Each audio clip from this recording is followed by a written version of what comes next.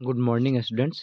स्वागत है आप सभी विद्यार्थियों का आपके इस प्यारे से channel SPC centre of knowledge में। और आशा करते हैं कि आप सभी विद्यार्थी स्वस्थ होंगे, मस्त होंगे और अपने परीक्षा की तैयारी में लगे होंगे। तो चलिए आज फिर हम लोग एक बार और पॉलिटिकल साइंस के 15 प्रश्नों से आगे के सभी प्रश्नों को लेकर के आप सभी के बीच में उपस्थित हैं। तो अगर आप हमारे चैनल पर पहली बार हैं तो चैनल को सब्सक्राइब करके बेल आइकन को प्रेस कर लें, को अपने दोस्तों तक ज़रूर शेयर करें।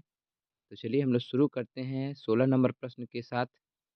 16 नंबर जो प्रश्न है कि एक ध्रुवीयता और दो ध्रुवीयता में अंतर बताइए। क्या कह रहा है कि एक ध्रुवीयता और दो ध्रुवीयता में अंतर बताइए। तो सबसे पहले हम समझेंगे कि एक ध्रुवीयता क्या है। कह रहा है कि एक ध्रुवीय विश्व वह है कि जिसमें साम्यवादी गुट के बिखराव के बाद अमेरिका विश्व की एकमात्र महाशक्ति है।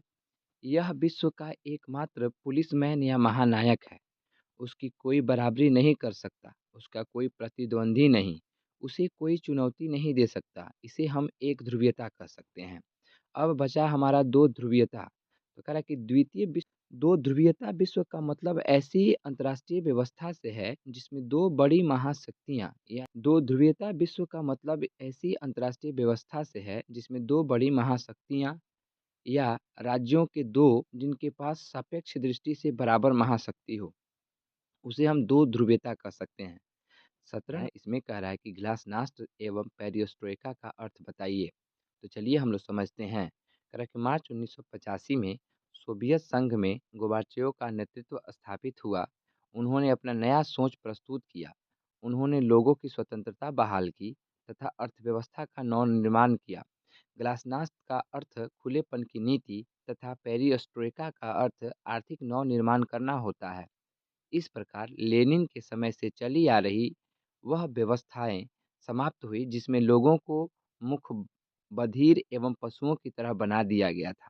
गोबाचेव की दृष्टि में गिरते हुए समाजवादी राज्यों को बचाने का यही एक रास्ता बचा हुआ था।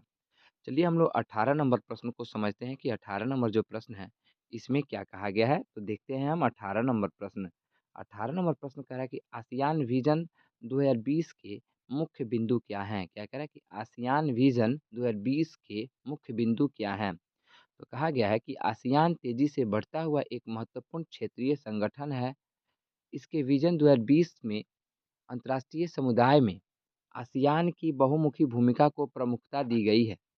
इसी विधि से आसियान ने कंबोडिया के टकराव को दूर किया, पूर्वी तिमोर के संकट को संभाला और पूर्व एशियाई सहयोग पर बातचीत के लिए 1999 से नियमित रूप से वार्षिक बैठक आयोजित की।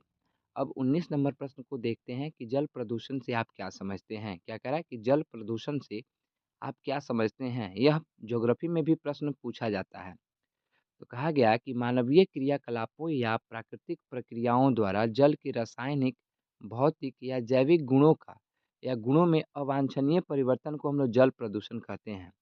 जल प्रदूषण के कारण मानव जीवन को अनेक संकटों का सामना करना पड़ता है तथा प्रदूषण जल के सेवन से अर्थात प्रदूषित जल के सेवन से लाखों लोग काल के ग्रास होते जा रहे हैं।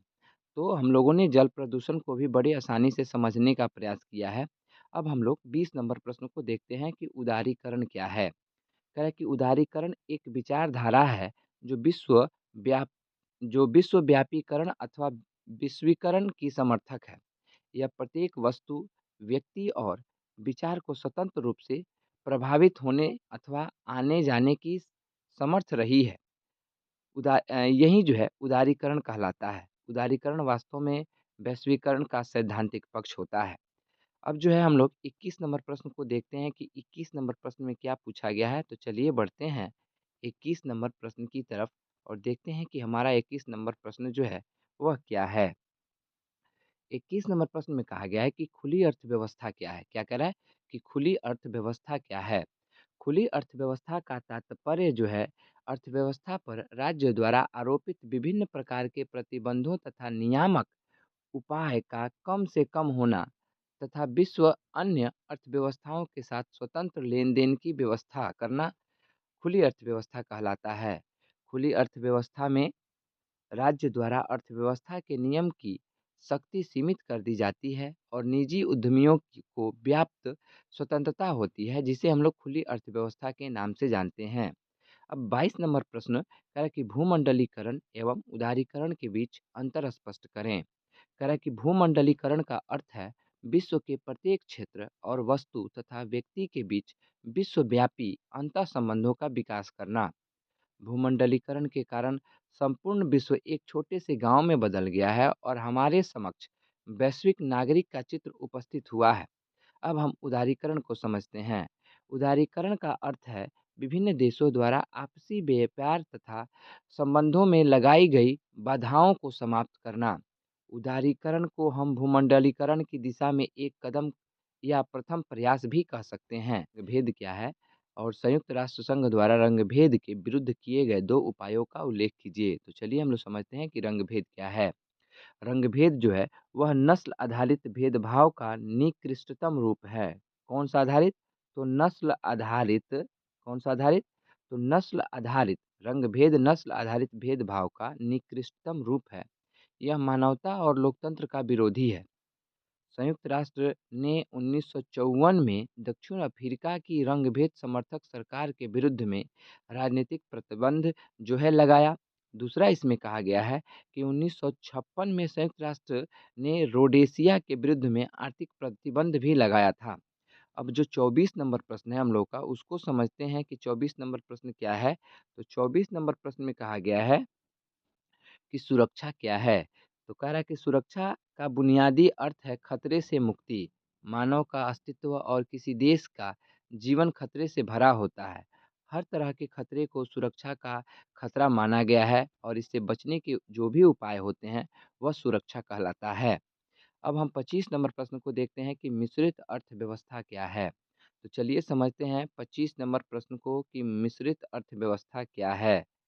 कहा गया इसमें कि मिश्रित अर्थव्यवस्था में निजी संपत्ति एवं उद्योग बने रहते हैं, यद्यपि उन पर राज्य का कठोर नियंत्रण होता है। सार्वजनिक क्षेत्र और निजी क्षेत्र के उद्यमियों के बीच प्रतियोगिता चलती रहती है, किंतु सहयोग और समन्वय भी बना रहता है, जिसे हम लोग मिश्रित अर्थव्यवस्था के नाम से जानते हैं।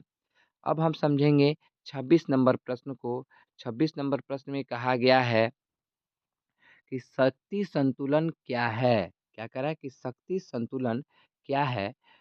कोई देश इसे कैसे कायम कर सकता है? तो चलिए हम समझते हैं शक्ति संतुलन। कह रहा है कि सुरक्षा की नीति क्या कह रहा है कि सुरक्षा नीति का एक प्रमुख तत्व शक्ति संतुलन है। शक्ति संतुलन से तात्पर्य एक देश को अपने पड़ोसी देशों की शक्ति के बराबर पर आना है। सभी देशों को यह पता चलता है कि उसे आप आस-पास कह रहा है कि उसके आस-पास कौन-सा ताकतवर देश है और भविष्य में वह आक्रमण कर सकता है या नहीं। इसी कारण प्रत्येक सरकार कह रहा है कि इसी के कारण जो है प्रत्येक सरकार दूसरे देशों से शक्ति संतुलन को लेकर बहुत संवेदनशील होती है। सभी सरकारी अर्थात सभी सरकारें जो हैं दूसरे देशों से शक्ति संतुलन पर या शक्ति संतुलन का पलड़ा जो है अपने पक्ष में बैठाने के लिए जी-तोड़ प्रयास करती है। अगर हम शक्ति संतुलन के कार्यों को समझते हैं तो कह रहा है कि शक्ति संतुलन कायम रखने के निम्नलिखित कार्य है। पहला, वह देश अपनी सैन्य शक्ति बढ़ाता है। इसकी आर्थिक और प्रौद्योगिकी शक्ति का होना जरूरी है। दूसरा, वह देश गठबंधन बनाकर भी शक्ति संतुलन कायम रख सकता है तथा गठबंधन में कई देश होते हैं जो सैनिक हमले रोकने अथवा उसे रक्षा करने के लिए मिलकर कदम उठाते हैं। अब जो 27 नंबर प्रश्न है, इसमें कहा गया है कि मैकमोहन रेखा क्या है? चलिए समझते हैं मैकमोहन रेखा क्या है? कह रहा है कि मैकमोहन रेखा भारत और चीन के बीच सीमा रेखा है। यह अस्तित्व में सन 1914 में भारत के तत्कालीन ब्रिटिश सरकार और चीन के बीच शिमला कहा अ, समझौता के तहत में आई थी। कह रहा है कि सन 1934 में सर्वे ऑफ इंडिया के एक मानचित्र में मैकमोहन रेखा को आधिकारिक भारतीय सीमा रेखा के रूप में दिखाया गया था। भारत के अनुसार यह चीन के साथ उसकी सीमा है। वर्तमान समय तक उसे सीमा रेखा पर विवाद अथवा बना हुआ है। कह रहा है ना कि भारत के अनुसार यह चीन के साथ उसकी सीमा है तथा वर्तमान समय तक उसके सीमा रेखा पर विवाद यथावत बना हुआ है, लेकिन भारत-चीन के बीच भौगोलिक सीमा रेखा के रूप में इसे आवश्यक माना जाता है। चलिए हम लोग 28 नंबर प्रश्न करें कि संविधान में प्रस्तावना से आप क्या समझते हैं? विश्व के प्रत्येक देश के संविधान की अपनी प्रस्तावना होती है, जिसके अंतर्गत संविधान निर्माता के विचार एवं उद्देश्यों के साथ-साथ संविधान तथा देश के मौलिक लक्षणों की अभिव्यक्ति रहती है। देश के आधारभूत दर्शन, मूल अवस्थाएं तथा नागरिकों की आकांक्षाओं का स्पष्टीकरण प्रस्तावना रूपी आईने में होता है। अतः प्रस्तावना संविधान के दर्पण के रूप में कार्य करती है। अब 29 नंबर प्रश्न को देखते हैं कि राजतंत्र और गणतंत्र में क्या अंतर है? कह रहा है कि राजतंत्र और गणतंत्र शासन की दो विभिन्न प्रणालियां हैं। राजतंत्र में राष्ट्र का प्रमुख किसी राजवंश का सदस्य होने के कारण सत्ता प्राप्त करता है, परंतु गणतंत्र में राष्ट्र का प्रमुख जनता के वोटों के आधार पर चुना जाता है तथा निश्चित समय के बाद उसे पुनः जनता का समर्थन प्राप्त करके ही वह पद जो है प्राप्त हो सकता है। 30 नंबर प्रश्न और इस वीडियो का लास्ट प्रश्न है कि श्वेत क्रांति पर टिप्पणी लिखिए। तो चलिए हम समझते हैं कि श्वेत क्रांति क्या है। कह रहा है श्वेत क्रांति 1970 में शुरू हुई। श्वेत क्रांति का अर्थ दूध की क्रांति से है, जो नेशनल डेयरी डेवलपमेंट बोर्ड के नाम से भी जानी जाती है। इसके अंतर्गत दूध के उत्पादन से लेकर उसकी भरपाई तक की क्रांति को ही श्वेत क्रांति का नाम दिया गया है। तो हम लोगों ने इस वीडियो में फिर 15 क्वेश्चन को जो है कवर करने का प्रयास किया है। तो आप सभी विद्यार्थियों को ये 15 प्रश्न जो हैं अच्छे लगे होंगे। अच्छा लगा हो तो चैनल को सब्सक्राइब करके बेल आइकन को प्रेस कर दें, लाइक करें, शेयर करें, कमेंट करें।